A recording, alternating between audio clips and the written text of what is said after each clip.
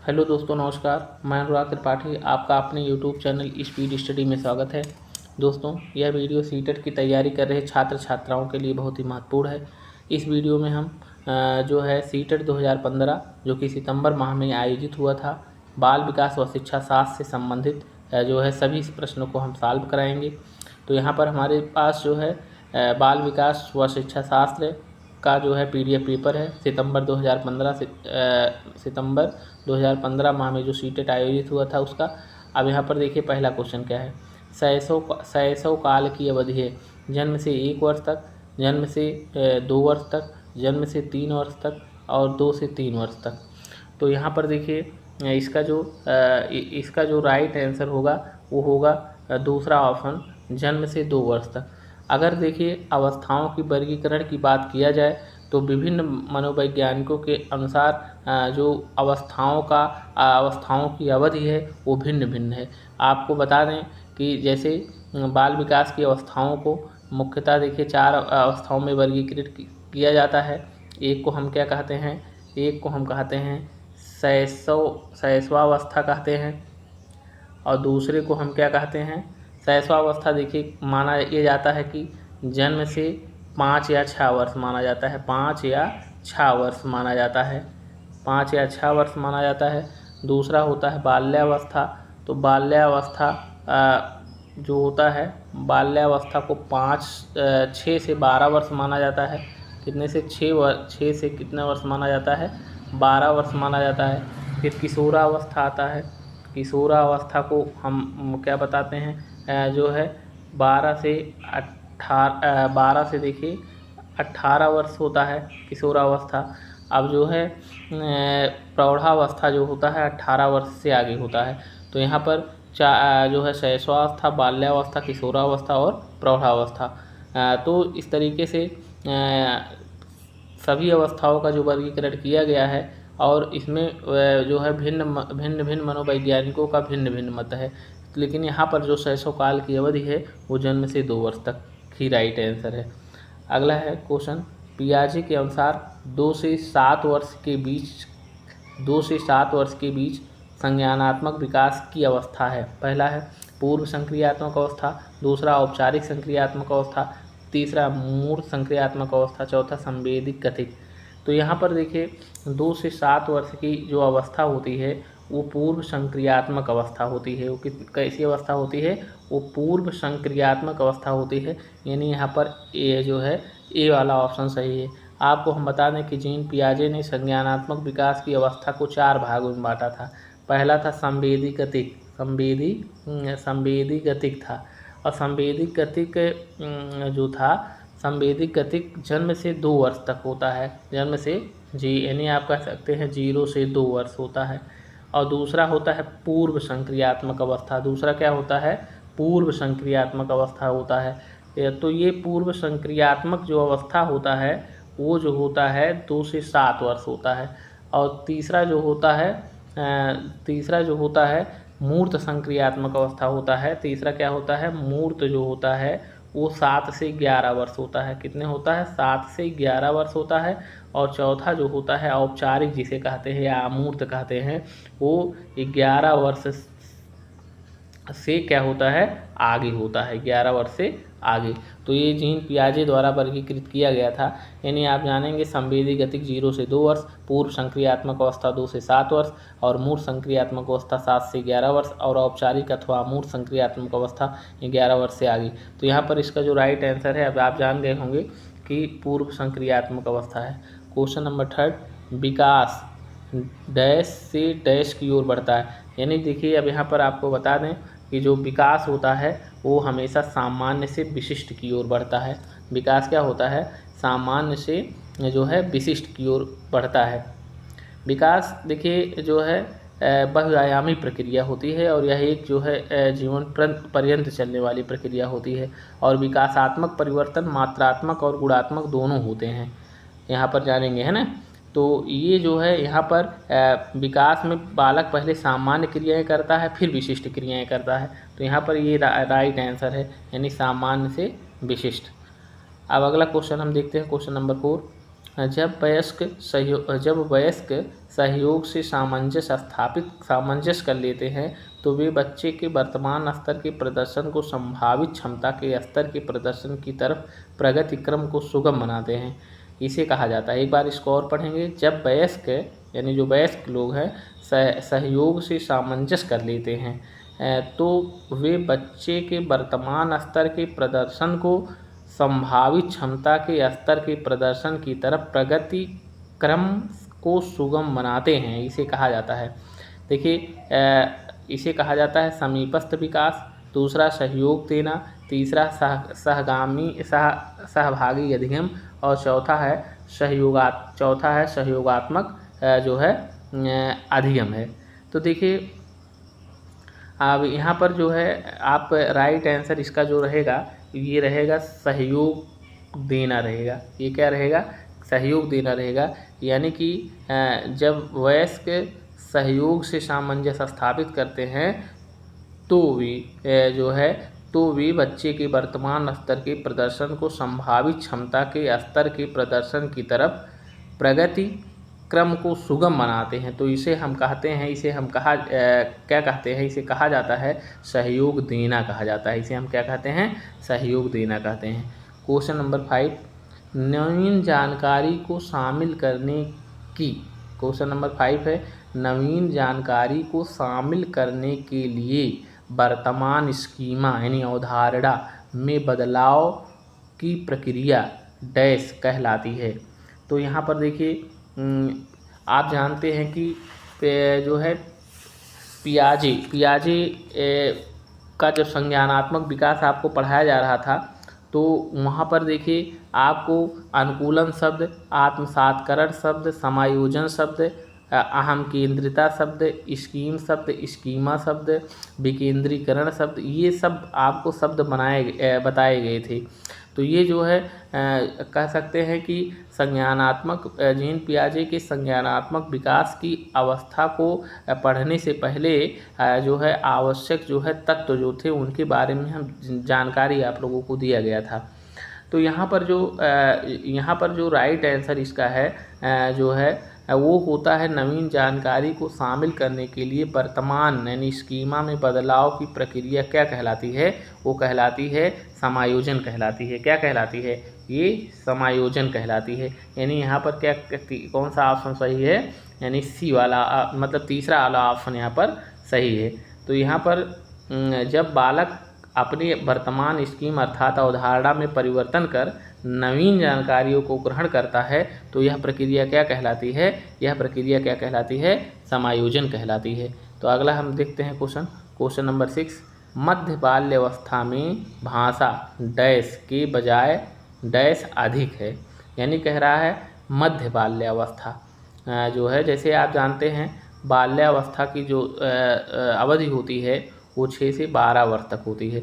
और आप ये भी जान लीजिए बाल्यावस्था को 2 भागों में बांटा जाता है, एक को पूर्व बाल्यावस्था कहते हैं, एक को उत्तर बाल्यावस्था कहते हैं। यानी एक 6 से 9 वर्ष होगा और दूसरा होगा 9 से 12 वर्ष होगा। अब यहाँ पर देखिए मध्य बाल्यावस्था की बात किया गया है। तो देखिए जो है मध्य बाल्यावस्था में भाषा जो होती है सामाजिकृत के बजाय जो होती है वो अहम केंद्रित होती है। यानी इसका जो राइट आंसर जो होगा मतलब आप ये कह सकते हैं कि इसका जो राइट आंसर होगा दूसरा वाला ऑप्शन होगा समाजीकृत जो है अहम केंद्रित। यानी मध्य बाल्यावस्था में भाषा जो होती है समाजीकृत के बजाय अहम केंद्रित होती है। कौन सा केंद्रित होती है? अहम केंद्रित होती है। और इस अवस्था में जो बालक होता है बाल्यावस्था से परिपक्वता की ओर क्या होता है? उन्मुख होता है। अब यहाँ पर देखिए अगला क्वेश्चन हम देखते हैं, बाल केंद्रित शिक्षा में शामिल है बच्चों के लिए हस्तपरक गतिविधियाँ, बच्चों का एक कोने में बैठना, प्रतिबंधित परिवेश में अधिगम, ये वे गतिविधियाँ जिनमें खेल शामिल नहीं होते हैं। तो यहाँ पर देखिए ये तीनों ऑप्शन गलत हैं। दूसरा वाला बच्चे का एक कोने में बैठना, प्रतिबंधित परिवेश में अधिगम और तीसरा वे गतिविधियाँ जिनमें खेल शामिल नहीं होते हैं। तो यहाँ पर राइट जो आंसर है वो पहला वाला है, बच्चों के लिए हस्तपरक गतिविधियाँ ये जो होती है बाल केंद्रित शिक्षा में शामिल हैं।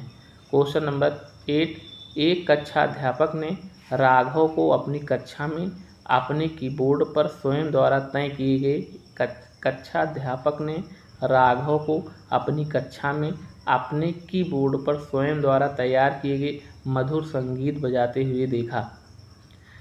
कक्षाध्यापक ने विचार किया कि राघव में बुद्धि उच्च स्तरीय थी। तो यहाँ पर वो संगीत देखिए क्या कह रहा है, कक्षाध्यापक ने राघव को अपनी कक्षा में अपने कीबोर्ड पर स्वयं द्वारा तैयार किया गया मधुर संगीत बजाते हुए देखा था। तो यहाँ पर कक्षाध्यापक ने विचार किया राघव में, तो यहाँ जो राइट आंसर होगा संगीतमय बुद्धि उच्च स्तरीय थी। कौन सी बुद्धि? संगीतमय। प्रश्न से ही क्लियर है। क्वेश्चन नंबर 9, जब एक शिक्षक यह समझता है कि स्वाभाविक रूप से लड़के गणित में लड़कियों से अच्छे हैं तो यह दर्शाता है नीतिपरक, लिंग यानी जेंडर पक्षपाती, तीसरा शिक्षाप्रद, चौथा सही दृष्टिकोण वाला। तो यहाँ पर देखिए, यहाँ पर आपका राइट आंसर होगा जो है लिंग जेंडर पक्षपाती। आपको कई बार हमने बताया था जो है अगर ऐसे मतलब ऐसे प्रश्न हो जिसमें ये बताया गया हो लड़कियां जो है लड़कों से श्रेष्ठ है या लड़के लड़कियों से श्रेष्ठ हैं, तो ऐसे जो है ये जो है लिंग यानी जेंडर पक्षपाती होते हैं। यानी क्या होते हैं? लिंग पक्षपाती होते हैं। यानी हम ये कह सकते हैं लिंग पक्षपात के व्यवहार को क्या करते हैं? दर्शाते हैं। अगला क्वेश्चन है, समावेशी शिक्षा मानती है कि हमें डैश को के अनुरूप बदलना है। यानी यहाँ बच्चे व्यवस्था बच्चे, परिवेश परिवार, बच्चे परिवेश। तो यहाँ पर जो है जो राइट आंसर होगा समावेशी शिक्षा मानती है कि हमें व्यवस्था को बच्चे के अनुरूप बदलना है। तो यहाँ पर जो है कौन सा ऑप्शन सही होगा? दूसरा वाला ऑप्शन सही होगा। यानी व्यवस्था को किसके अनुरूप जो है करना है? यानी बच्चों के अनुरूप करना है। अगला क्वेश्चन है क्वेश्चन नंबर 11, बच्चों में ज्ञान की रचना करने और अर्थ का निर्माण करने की क्षमता होती है। इस परिप्रेक्ष्य में एक शिक्षक की भूमिका है तालमेल बैठाने वाले की, संप्रेषण और व्याख्याता की, सुगमकर्ता की, चौथा जो है निर्देशक की। तो यहाँ पर देखिए बच्चों में ज्ञान की रचना करने और अर्थ का निर्माण करने की क्षमता है। इस परिप्रेक्ष्य में एक शिक्षक की भूमिका होगी। यहाँ पर राइट जो आंसर होगा वो सुगमकर्ता की होगा। क्या होगा? सुगमकर्ता का होगा। तो यहाँ पर हम कह सकते हैं कि जो शिक्षण होता है एक अधिक परिपक्व और कम परिपक्व व्यक्ति के मध्य घनिष्ठ संपर्क होता है, जिसके द्वारा कम परिपक्व व्यक्ति को शिक्षा की दिशा में और आगे बढ़ाया जाता है। और अर्थात हम ये कह सकते हैं शिक्षक बच्चों में ज्ञान की रचना तथा अर्थ निर्माण की क्षमता में सुगमकर्ता की भूमिका का निर्वहन करता है। तो यहाँ पर जो है क्या होगा? राइट आंसर सुगमकर्ता होगा। अगला है क्वेश्चन नंबर 12, इनमें से कौन सी विशेषता प्रतिभाशाली बच्चों की नहीं है? उच्च स्तर श्रेणी की मानसिक प्रक्रियाएं, ये तो है ही है, ये होगा। उच्च आत्म क्षमता भी होगा, ये भी सही है। निम्न औसत मानसिक प्रक्रियाएं और अंतर्दृष्टिपूर्वक समस्याओं का समाधान करना, ये भी सही है। तो ये वाला तीसरा जो ऑप्शन है ये जो है प्रतिभाशाली बच्चों जो है प्रतिभाशाली बच्चे की विशेषता नहीं है, इसलिए इसका राइट आंसर तीसरा वाला होगा।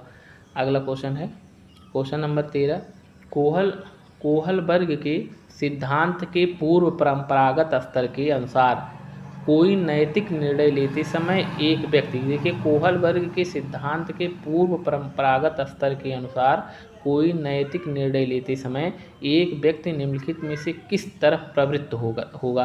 पहला अंतर्निहित संभावित दंड, दूसरा व्यक्तिगत आवश्यकताएं तथा इच्छाएं, तीसरा व्यक्तिगत मूल्य, चौथा पारिवारिक अपेक्षाएं। तो यहाँ पर देखिए कोहल वर्ग का जो है पूर्व परंपरागत स्तर की बात किया गया है।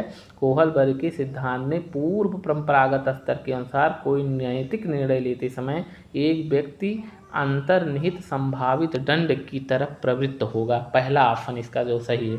हम आपको बता दें कोहलबर्ग ने नैतिक विकास के तीन स्तर बताए थे। एक को हम कहते हैं पूर्व परंपरागत स्तर, यानी आप कह सकते हैं पहला होता है पूर्व परंपरागत, दूसरा होता है परंपरागत स्तर, और तीसरा जो होता है उत्तर परंपरागत होता है। क्या होता है? उत्तर परंपरागत स्तर। 3 स्तर होते हैं। अब देखिए जो होता है पूर्व परंपरागत, उत्तर परंपरागत। अब पूर्व परंपरागत में क्या होता है स्तर में? पूर्व परंपरागत स्तर में दंड तथा आज्ञा पालन अभिमुखता तथा यांत्रिक सापेक्षित अभिमुखता को शामिल किया जाता है। यानी कि यहाँ पर इसके अंतर्गत देखिए जो है दंड तथा आज्ञा पालन अभिमुखता शामिल होता है। तो यहाँ पर जो पूर्व परंपरागत स्तर की बात किया था और यहाँ अंतर्निहित संभावित दंड ऑप्शन में था, इसीलिए इसका जो है जो है यानी पहला विकल्प जो है इसका सही होगा। आप जानते हैं परंपरागत स्तर में परस्पर एक रूप अभिमुखता तथा अधिकार संरक्षण अभिमुखता को शामिल किया जाता है, जबकि उत्तर परंपरागत स्तर में सामाजिक अनुबंध विधि सम्मत अभिमुखता और सार्वभौमिक नैतिक सिद्धांत अभिमुखता को शामिल किया जाता है। तो यहाँ पर इतना चीज़ आप जानेंगे इसके बाद। यानी आपसे अगर कोई पूछता है कि कोहलबर्ग ने जो है नैतिक विकास के कितने स्तर बताए हैं, तो 3 स्तर। पहला है पूर्व परंपरागत, दूसरा है परंपरागत, तीसरा है उत्तर परंपरागत स्तर बताए थे। क्वेश्चन नंबर 14, शिक्षार्थियों ब्रैकेट में अधिगमकर्ता की वैयक्तिक भिन्नताओं के संदर्भ में शिक्षक को चाहिए। पहला, विविध प्रकार की अधिगम शैलियों को उपलब्ध कराना। दूसरा, निगमनात्मक पद्धति के आधार पर समस्या का समाधान करना। चौथा, कलन विधि का अधिकतर प्रयोग करना। चौथा, याद करने के लिए शिक्षार्थियों को तथ्य उपलब्ध कराना। तो यहाँ पर देखिए विविध प्रकार की अधिगम परिस्थितियों को उपलब्ध कराना, यही इसका राइट आंसर होगा। बाकी ये गलत है। निगमनात्मक पद्धति के आधार पर समस्याओं का समाधान करना, यानी नियम से उदाहरण बताना, ये भी गलत है। और कलनविध वाला भी गलत है। और याद करने के लिए शिक्षार्थियों के मध्य तथ्य उपलब्ध कराना, ये भी गलत है। अब क्वेश्चन नंबर 15 देखते हैं। निम्नलिखित में से कौन सा बाल विकास का एक सिद्धांत नहीं है? पहला दिया है सभी विकास एक क्रम का पालन करते हैं, ये सही है। विकास एक क्रम में होता है, यानी कि सिर से पैर की तरफ विकास होगा, फिर धीरे धीरे जो गतिविधियाँ एक मानव में पाई जाएगी, जैसे विकास होता है, ठीक उसी प्रकार से सभी मानव में पाया जाता है।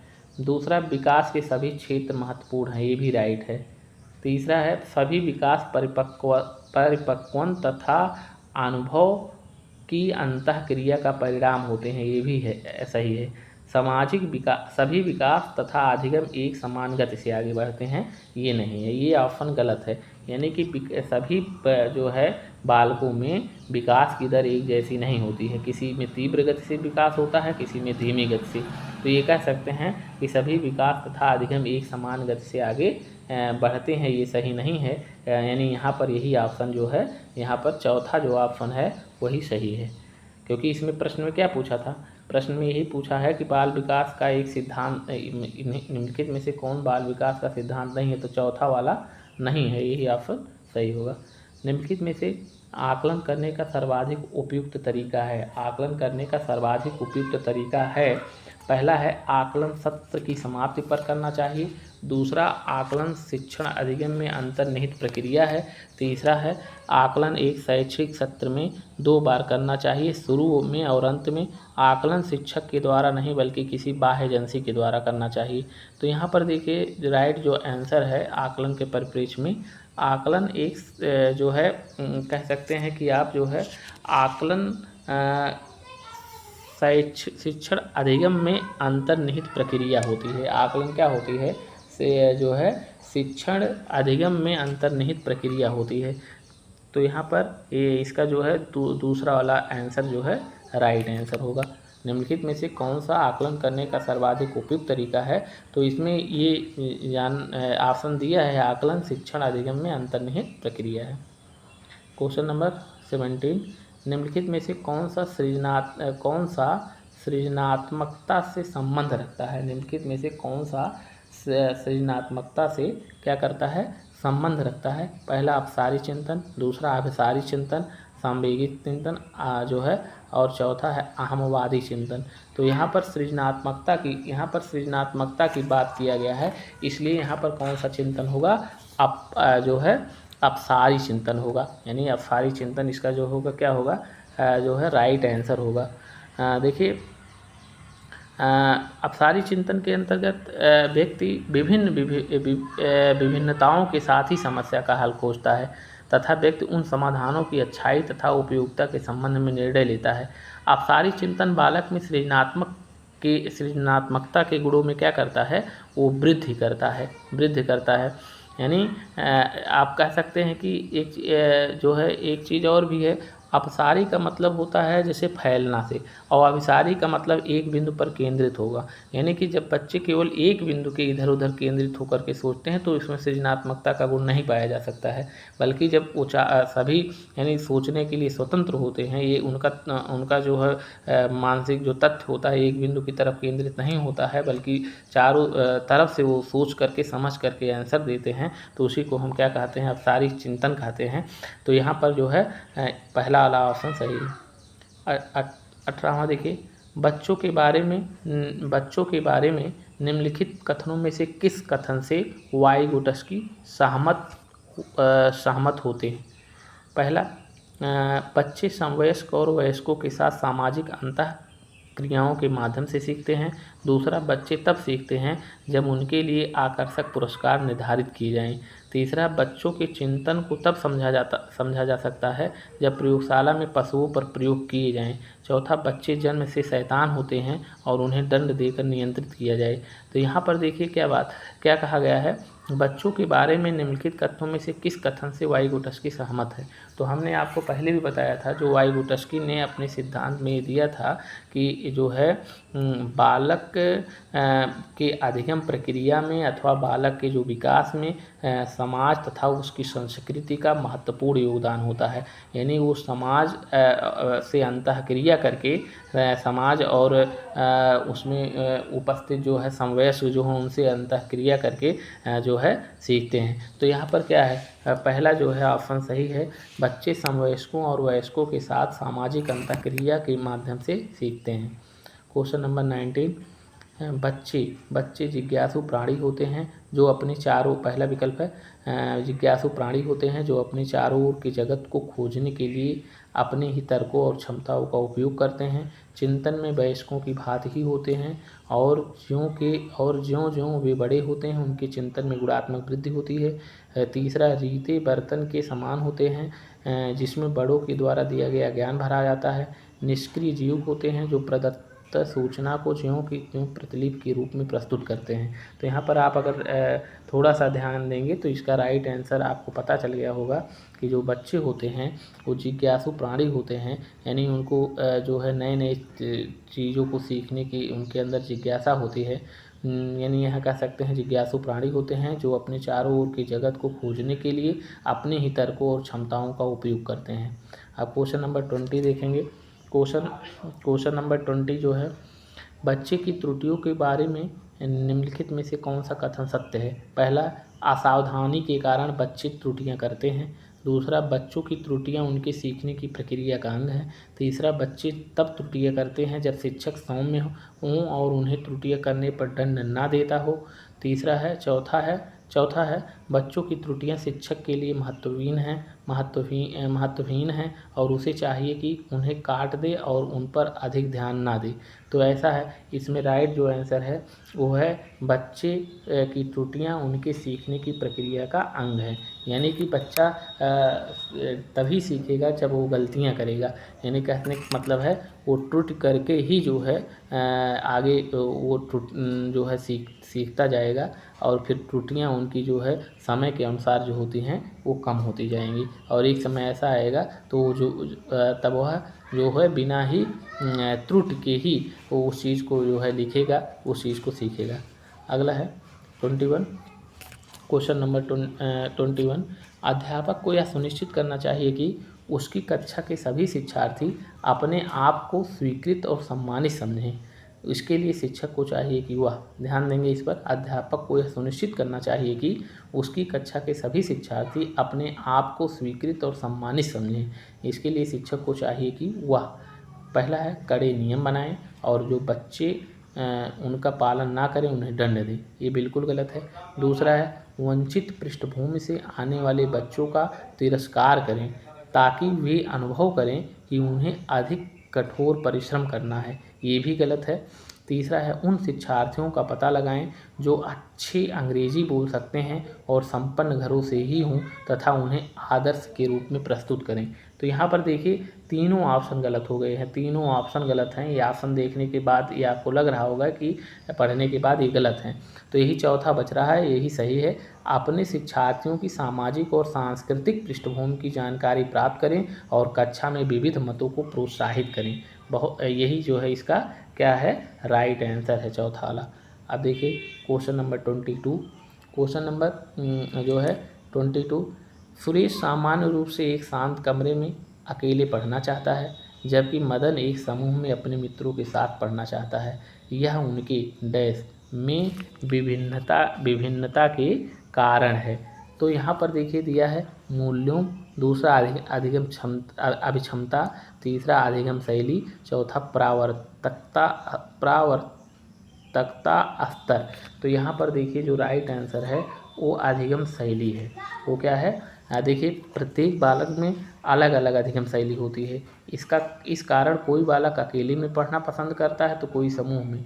शिक्षक को चाहिए कि बालक जिस अधिगम शैली में सहज महसूस कर रहा है उसे उसी में शिक्षण प्रदान किया जाए। तो यहाँ पर जो इसका जो राइट आंसर है वो अधिगम शैली है। क्या है, अधिगम शैली।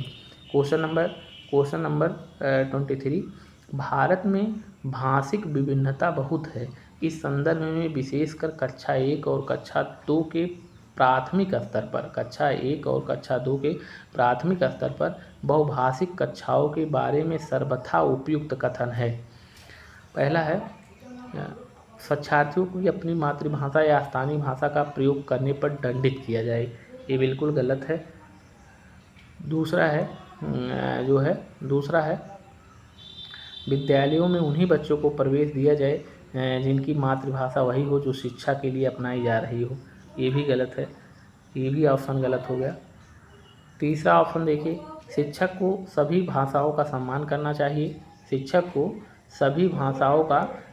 करना चाहिए और सभी भाषाओं में अभिव्यक्ति के लिए बच्चे को प्रोत्साहित करना चाहिए। चौथा है, जो बच्चे कक्षा में मातृभाषा का उपयोग करते हैं अध्यापक को उनकी उपेक्षा करनी चाहिए। तो यहाँ पर देखिए चौथा ऑप्शन भी गलत है, तो यही तीसरा ऑप्शन सही है। शिक्षक को सभी भाषाओं का सम्मान करना चाहिए और सभी भाषाओं में अभिव्यक्ति के लिए बच्चों को प्रोत्साहित करना चाहिए।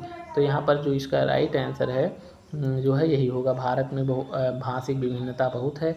इस संदर्भ में विशेषकर कक्षा 1 और 2 के प्राथमिक स्तर पर बहुभाषिक कक्षाओं के बारे में सर्वथा उपयुक्त जो कथन है वो यही है कि शिक्षक को सभी भाषाओं का सम्मान करना चाहिए और सभी भाषाओं में अभिव्यक्ति के लिए बच्चों को प्रोत्साहित करना चाहिए।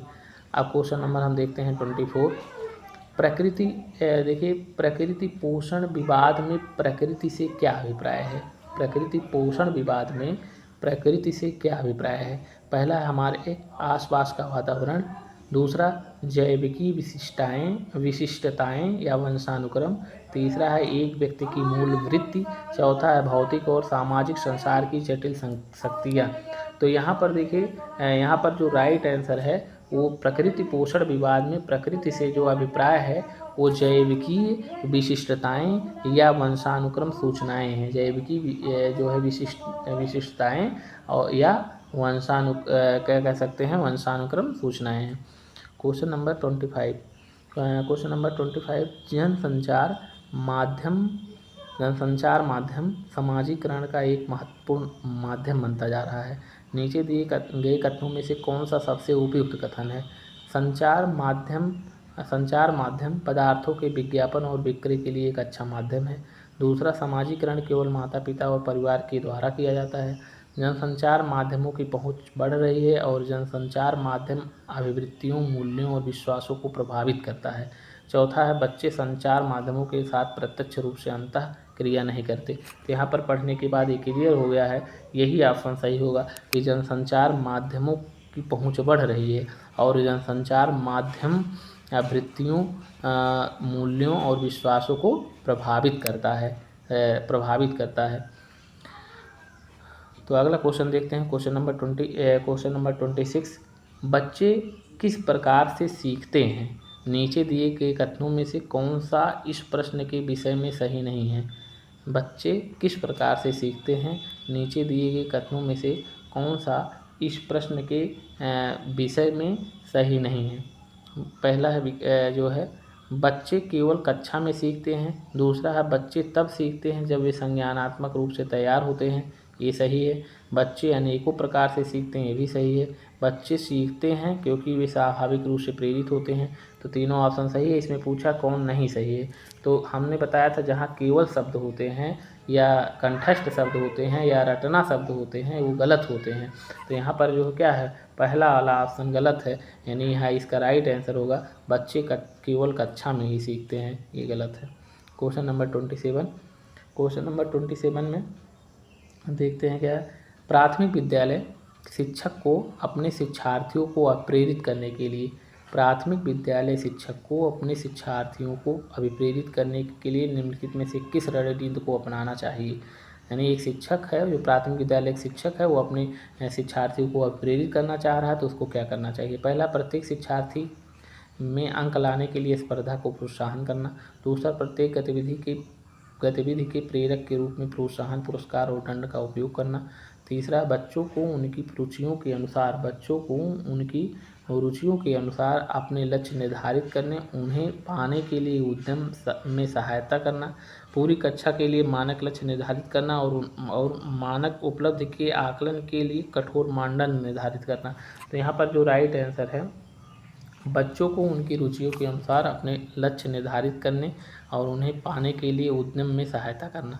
क्वेश्चन नंबर 28, निम्नलिखित में से कौन सा समाजीकरण का एक प्रमुख कारक है? प्रमुख कहा है, समाजीकरण का क्या कहा है? यहाँ पर ध्यान देना है, प्रमुख कारक की बात किया है। परिवार, कंप्यूटर, आनुवंशिकता, राजनीतिक दल। तो यहाँ पर जो राइट आंसर होगा वो परिवार होगा। राइट आंसर क्या होगा? यहाँ पर राइट आंसर क्या होगा? वो परिवार होगा राइट आंसर। तो यानी आप कह सकते हैं कि जो है कौन सा समाजीकरण का एक प्रमुख कारक है, तो जो है परिवार है। क्वेश्चन नंबर 29 क्या है? बच्चे को समूह कार्य देना एक प्रभावी शिक्षण रणनीति है, क्योंकि इससे शिक्षक का काम कम हो जाता है। दूसरा, छोटे समूह में कुछ बच्चों को दूसरे बच्चों पर हावी होने की अनुमति होती है। तीसरा है, सीखने की प्रक्रिया में बच्चे एक दूसरे से सीखते हैं और परस्पर सहायता भी करते हैं। चौथा है, बच्चे अपना काम जल्दी करने में समर्थ होते हैं। तो इसका जो राइट आंसर है, सीखने की प्रक्रिया में बच्चे एक दूसरे से सीखते हैं और परस्पर सहायता भी करते हैं। तो बच्चों को समूह कार्य देना एक प्रभावी शिक्षण रणनीति है, क्योंकि इसमें सीखने की प्रक्रिया में बच्चे एक दूसरे से सीखेंगे और परस्पर सहायता भी करेंगे। क्वेश्चन नंबर 30, एक औसत बुद्धि वाला बच्चा यदि भाषा को पढ़ने एवं समझने में कठिनाई प्रदर्शित करता है तो यह संकेत देता है कि बच्चा डैश का लक्षण प्रदर्शित कर रहा है। पठन अक्षमता यानी डिसलेक्सिया, लेखन अक्षमता डिस्ग्राफिया, तीसरा गणितीय अक्षमता डिस्कैल्कुलिया, चौथा गति समन्वय अक्षमता यानी डिस्लेक्सिया। तो यहाँ पर देखिए पढ़ने में दिक्कत हो रही है, तो आपको कई बार हमने बताया है वो डिस्लेक्सिया होता है, पठन अक्षमता। यानी देखिए डिस्लेक्सिया जो होता है पठन विकार से संबंधित होता है, डिस्ग्राफिया लेखन विकार से, डिस्कैल्कुलिया गणितीय विकार से, और चौथा जो है डिस्लेक्सिया जो इसमें दिया है वो गति समन्वय विकार से संबंधित होता है। तो ये 30 प्रश्न की हमने व्याख्या जो है कर दिया है, और उम्मीद करते हैं सभी लोग को समझ में आया होगा। तो ये समझ में आया हो तो लाइक, सब्सक्राइब, शेयर ज़रूर करें। धन्यवाद।